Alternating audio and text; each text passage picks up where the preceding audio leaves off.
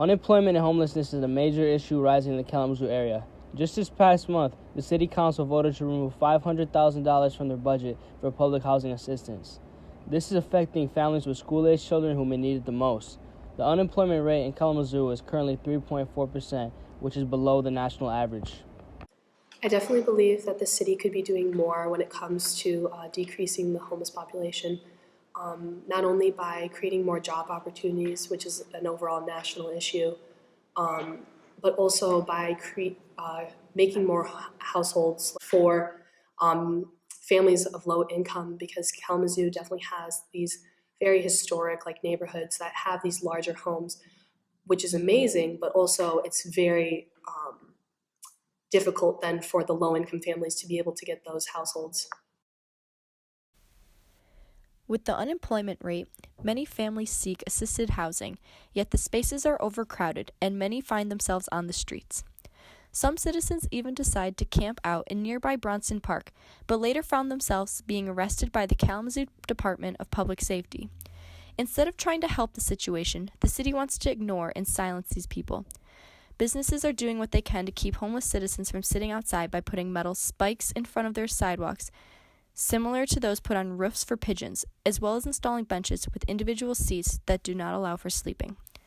The city is not treating these citizens as people, and one of our goals is to determine how the community feels about this. I think my main concern was just the safety of people who were homeless, because I read the news reports and I heard that police were arresting people, police were acting a little violent, and these people who were just peacefully protesting for their right to be able to, sleep in Bronson Park because they have nowhere else to go. I definitely think that the city could be doing more to help out, and instead of trying to create less space for these people to live, create more space.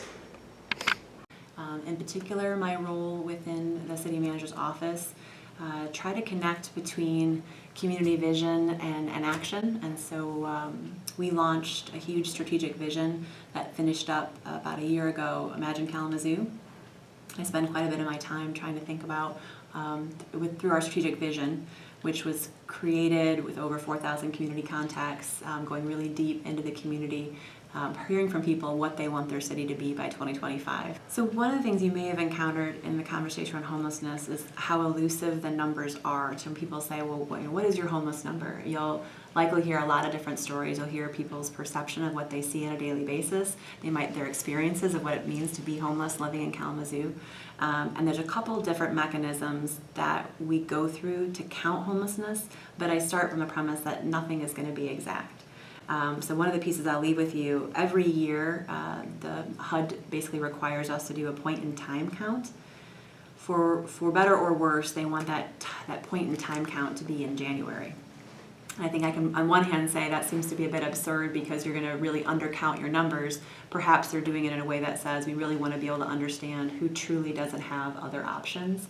And that point-in-time count both takes into consideration people that are unsheltered, whether they be outside, outdoors, as well as in shelters.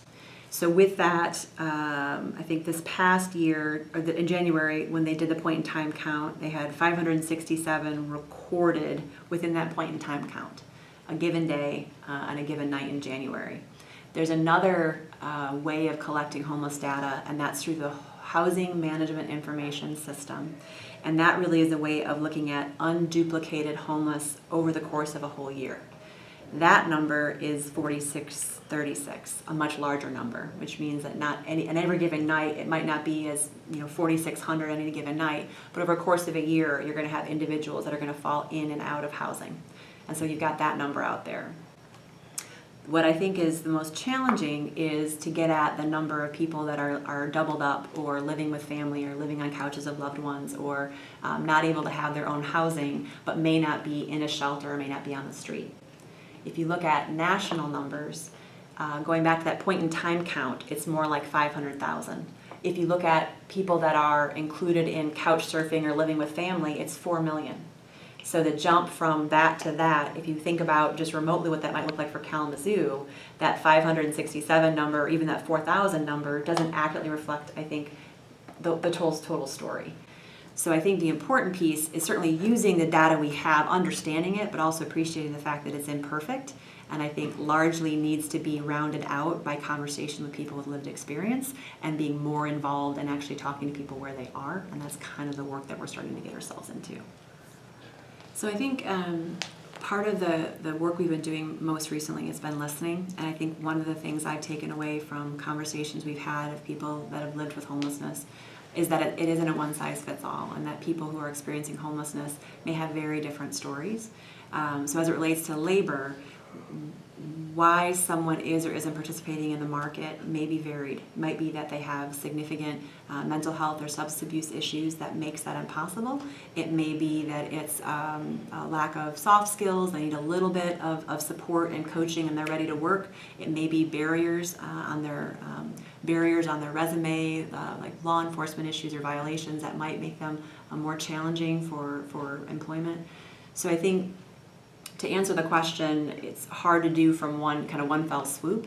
I also think when you look at employment rates, going back to sort of the notion of how difficult it is to count, there's a lot of times it relies on those who are actively seeking employment, and therefore, for whatever reason, people that are not actively seeking employment drop off the radar. And so when you talk about the unemployment rate in Kalamazoo, it's not accurately capturing the number of people that at that moment may not have a job. And so I think you also have some limitations with what you can surmise from the unemployment data. It's good, it's a starting point, but you kind of ask yourself, so what is the data telling us? But if you don't combine data sort of with lived experience, you might be missing some nuances that otherwise wouldn't be brought to you. So to go to that point, I think it's helpful to understand a little bit more. So you have who in our community is currently not housed, understanding where they may be on the continuum for needing the most amount of services to maybe just needing a quick supports and then they're on their way to kind of really get at that question a little better. I think that what I've heard anecdotally from employers is we have the jobs that are available. It's a mismatch from candidates. There have been some really good programs that I think have tried to match up, starting with the employer, what do you need? In particular, there's a program called Momentum through Urban Alliance that has been very successful at taking individuals with significant barriers on their employment record and bringing them to a place where employers want to engage with them. So I don't want to avoid the question, but I think it's a loaded question, which is understanding, are we looking at the right data? And then taking that within that data, you've got a lot of different subsets that are going to respond to the market demands in different ways. One of the pieces that we're picking up on as there's been increased attention around homelessness is that no single entity can do it alone. I think the city, we have through our leadership through the City Commission, feels very strongly that we need to take care of our community, but recognizing that the city is not a direct service provider in most cases. So when it comes to core services of cities in general, you're more likely to hear about roads and parks and more physical infrastructure, and yet our city is made up of people. So we try to be mindful of where we can act, where we can connect, and where we might be able to advocate, and on the case of homelessness, it's all of the above. Our prior role and our current role has been, in terms of housing, more of a funder than a direct service provider. So we get funds that come in through HUD that are explicitly devoted towards community development goals in our most low to moderate income neighborhoods. So we work with housing providers like Kalamazoo Neighborhood Housing Services or Habitat for Humanity. We're not providing direct housing, but we're trying to figure out how to support those that do.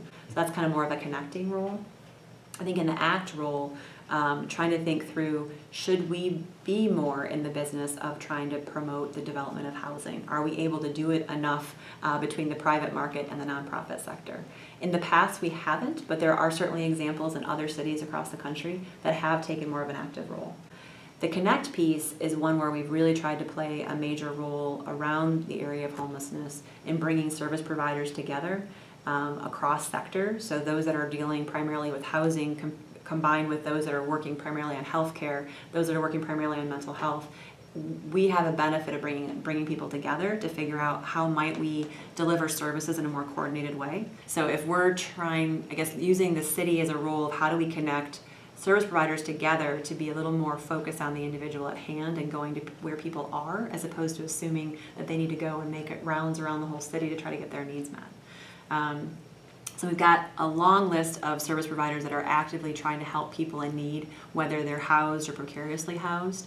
And I think we're mindful of how can we augment their efforts, how can we advocate for more supports, whether it be locally at the state or federal level, and where might we be a direct actor. But of all the areas, I think we're trying to figure out how to bring in other partners like the county and providers to do services that we historically have not done.